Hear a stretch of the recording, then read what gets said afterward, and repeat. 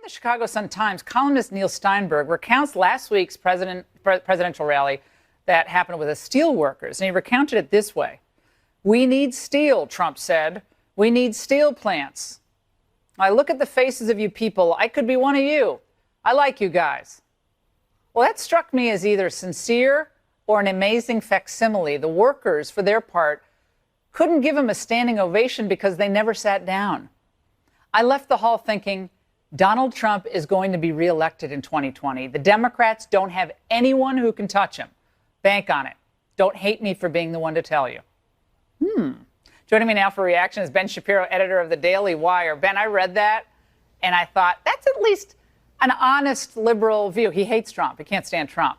But going to a rally and seeing the reaction of the people and thinking Kamala Harris or Cory Booker, are they really going to get the mojo going? What are your thoughts there?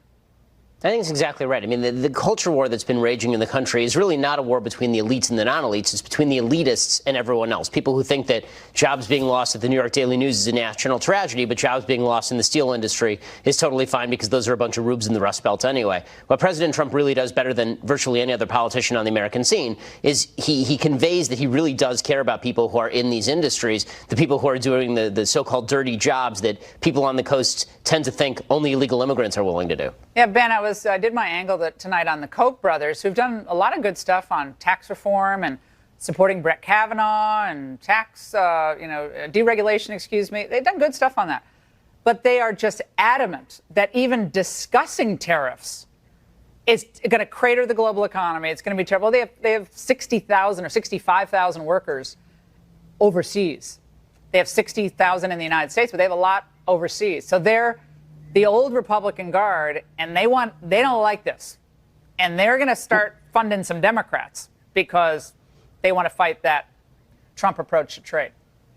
Well, I think obviously funding Democrats is not the answer to this. I'm a free trader myself, and I'm not particularly fond of tariff policy. But the real key here, again, I think is less policy driven than it is even cultural. The president obviously has a lot of sympathy for people who are in these industries that have paid a price due to trade. I mean, there's no question that there are winners and losers in trade. Overall, I think that trade is a great thing for the United States. I think free trade is a great thing for the United States. But to pretend that there are no downsides to trade is obviously not telling the whole truth. Yeah, well, I mean, I think that, again, the results of the election in those Rust Belt states, and they suffered the great job losses over the last 20 years of China being in the WTO. I mean, all these neocon hawks, Ben, who all they did is tell us, we got to build up the military, got to build up the military. That's great. I agree. But China's the big threat to America's dominance militarily and economically. And so if we just grow their economy at the expense of our own, we're going to be in some trouble down the road. I also want you to get some thoughts from you on something that's kind of the opposite of what that Chicago Sun-Times columnist wrote.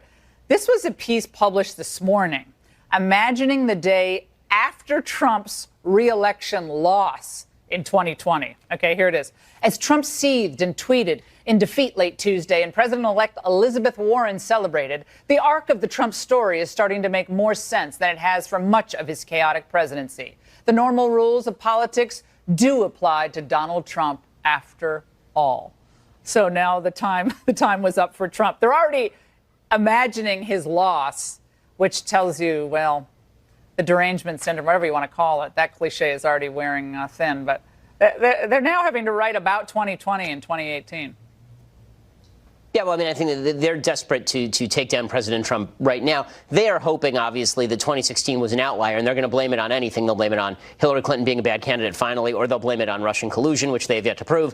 But what they won't acknowledge is that there's a systemic problem inside the Democratic Party, and screaming Medicare for all and running a Hillary Clinton clone like Elizabeth Warren is not going to fix the giant gap that they have with the middle of the country, whom they still consider a bunch of bitter clingers working jobs that they would never deign to get their hands dirty doing. Listen, I'm a guy who's from the coast, right? I'm from L.A. I spent some of my time in Cambridge, Massachusetts. I am an elite by any of these standards, but the bottom line is that the people in the middle of the country are doing work that is as important or more important than the people on the coast who are sitting in their coffee houses writing scripts.